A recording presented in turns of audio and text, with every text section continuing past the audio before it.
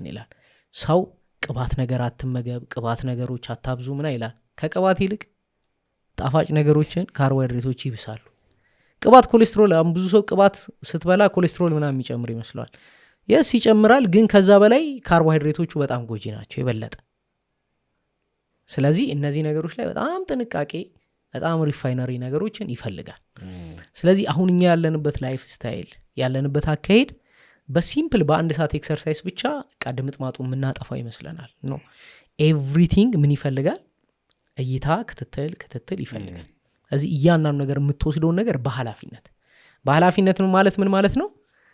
ዛሬ ጥሞኝ ብትጠቀመውም ነገ ይሄ እንደምገጥመኝ አውቀዋለሁ ብለ ነው አይደል እንደው እዚህ ጋር ማምጣት ላይ ላይሆን ይችላል ግን ህዝቤ ዕውቀት ከማጣት የተነሳ ጠፋ ብሎ እኮ እግዚአብሔር ያስቀመጠው አንድም ለዚህ